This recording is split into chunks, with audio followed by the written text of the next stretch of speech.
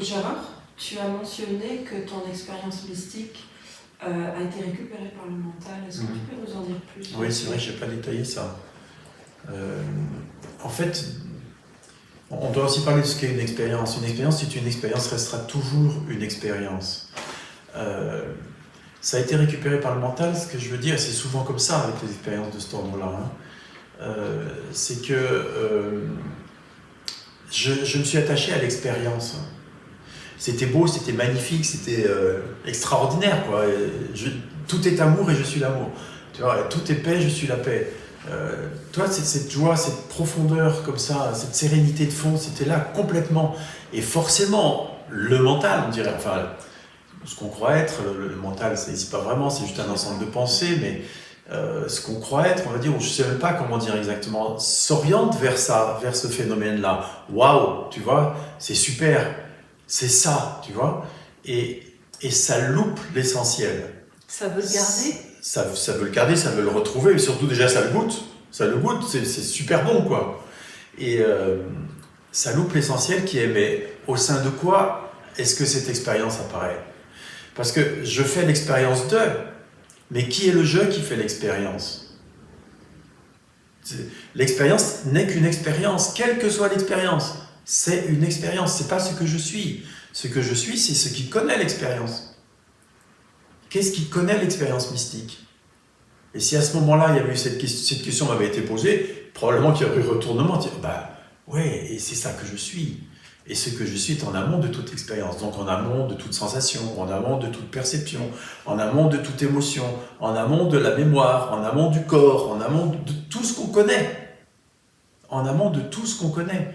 Parce que ce qui fait l'expérience, c'est l'inconnaissable, c'est totalement inconnaissable. On peut juste, ah oui, tu vois, c'est ce que je suis, mais on ne peut rien en dire de plus. On ne peut rien en dire de plus. On pourrait dire que les expériences sont les diffractions de ce que nous sommes, comme le diamant se diffracte en une multitude de couleurs, en fait.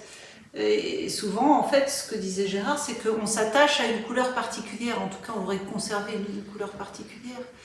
Et c'est ni bien ni mal, hein, en fait, c'est juste comme c'est, mais c'est simplement ce qu'on dit, c'est que on ne peut pas se trouver du côté de l'expérience, parce que c'est du côté du perçu. Et en fait, ce que nous sommes est en amont du perçu. Hein. Ouais. C'est juste ça. Oui. Ouais. Puis alors, du coup, après, j'ai voulu reproduire ce genre d'expérience. Pour moi, l'éveil, c'était vivre tout le temps ce genre d'expérience. Enfin, être tout le temps dans cet état, en fait. Mais sauf que c'est une expérience. Aucune expérience ne dure tout le temps. Donc c'est impossible, ça n'a pas de sens. Mais ça, je ne l'ai pas vu à cette époque-là. Ce qui est intéressant de réaliser là, c'est que souvent on ne s'en rend pas compte, mais il y a une attache. En fait, l'éveil est l'effondrement des attaches par rapport à ce qui survient. C'est pas le fait que l'expérience n'apparaisse plus, c'est l'attache à l'expérience qui vient de l'idée d'un quelqu'un, en fait. Et il y a une saisie quasi automatique. En fait, c'est ça ce que tu mentionnes. Hein. Avec l'éveil, il n'est pas important qu'il soit vécu une expérience mystique ou avoir mal ici ou je ne sais pas quoi, n'importe quoi d'autre. Les expériences sont les expériences. Et elles sont simplement vécues en tant que ce que je suis. En tant que ce que je suis. Et peu importe l'expérience. D'une façon générale, souvent, on imagine que avec l'éveil, il n'y aura plus du tout d'expérience négative, il n'y aura plus de peur, il n'y aura plus de tristesse, il n'y aura plus de colère, etc., etc. Que je vais toujours aller bien, moi. Mais non, c'est pas comme ça. On parle d'unité, on parle de totalité. Rien ne peut être exclu de la totalité et de l'unité. Rien. C'est-à-dire que si on enlève, l'autre jour, je disais, si on enlève un grain de sable de l'unité, c'est plus la totalité, c'est plus l'unité. C'est plus la totalité, ça ne marche pas. Ça veut dire que l'unité, la totalité, inclut complètement tout ce que nous, on appelle expérience négative. Sauf que ces expériences... aussi. Oui, bien sûr. Toutes ces expériences sont étiquetées négatives, sont étiquetées positives. Ce ne sont que des pensées. En réalité, les expériences ne sont pas négatives en elles-mêmes. Elles ne sont pas positives en elles-mêmes. Elles sont juste des expériences.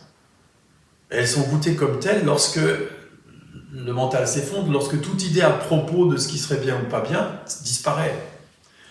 Et à ce sujet-là, ça me rappelle une expérience que j'ai faite. J'avais une colique néphrétique, ça fait très très mal, je vomissais tellement ça faisait mal, la douleur faisait vomir. Et j'étais juste au-dessus des toilettes en train de vomir, et puis est apparue l'histoire Gérard. En un paquet, en une microseconde, est apparue toute l'histoire Gérard, comme une boule là, mais décorrélée de tout, sans aucune racine. Et ce qui s'est passé à ce moment-là, alors l'histoire Gérard, elle pourrait se dérouler en un quart d'heure sans problème, quoi. Et c'est encore moi que ça arrive, et pourquoi, et qu'est-ce que je vais faire si je dois aller à l'hôpital, et patati patata. Et en fait, elle a été vue comme sans racine, cette histoire. Et elle s'est effondrée. Et ce qui restait, c'est simplement cet organisme qui avait mal, qui vomissait, ça continuait. Simplement, par contre, il y avait une joie, il y avait un amusement, il y avait une liberté. C'était, comment je dis tout souvent, c'est amusant et merveilleux et étonnant. Je vomissais pour la première fois. Alors, j'ai déjà vomi d'autres fois dans ma vie, bien sûr. Mais c'était une découverte. Et c'était joyeux, c'était joyeux. On peut avoir mal et être joyeux, ça n'empêche pas. On pourrait dire que la charge émotionnelle s'est effondrée, en fait. Oui, exact. La charge conditionnée liée, Et il ne reste, mentale liée à l'idée d'un il ne moi. reste que ce que je suis qui fait l'expérience directe en joie de ce qui arrive. Tu pourrais dire que c'est la liberté, ça. Ah, c'est clair que c'est une vraie liberté.